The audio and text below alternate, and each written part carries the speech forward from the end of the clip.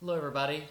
St. Andrew Christian Church is excited to continue its series on The Greatest Showman. We are heading into week 3 of that series of finding yourself through this movie, The Greatest Showman. The sermon theme for this coming Sunday is imagining our future.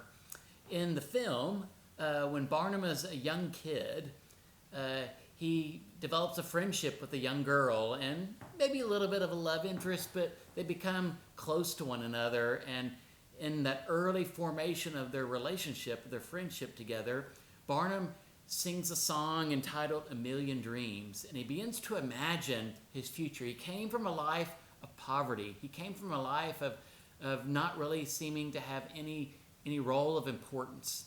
And he kind of been on this search for there should be something more to my life than what it is. And in this film, he begins to sing a song, A Million Dreams. He begins to imagine a future that is a future that he can imagine, not a future that's predetermined for him. And I think that's a really important dimension of finding ourselves. We don't want the future we imagine for ourselves to be manipulated by somebody else. We don't want some outside influence to dictate the life that we want to live for ourselves. The text that I'll be using for this week comes from the Gospel of Matthew. It's the 5th chapter. The 5th chapter is the beginning of what we call the Sermon on the Mount. And the first few verses that I'm using in chapter 5 is what's often called the Beatitudes. And Jesus is sitting down with his disciples. It's the first time the disciples kind of get some instructional words, more of a kind of traditional sermon from Jesus to the disciples. And he shares these Beatitudes.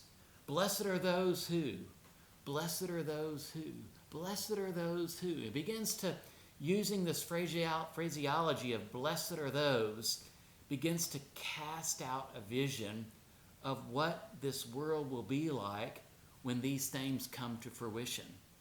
Jesus begins to imagine a world that is God's beloved community, where there is equity, where there is justice, where there's opportunities for all people, regardless of the color of our skin, the orientation, the gender we identify with, the age that we are, the abilities, thoughts that we have. All these things should not be determinants of the imagination of where we can go as an individual or as a community. And so part of our identity, part of our finding ourselves is partly the dreaming, but it's also bringing the dream to reality.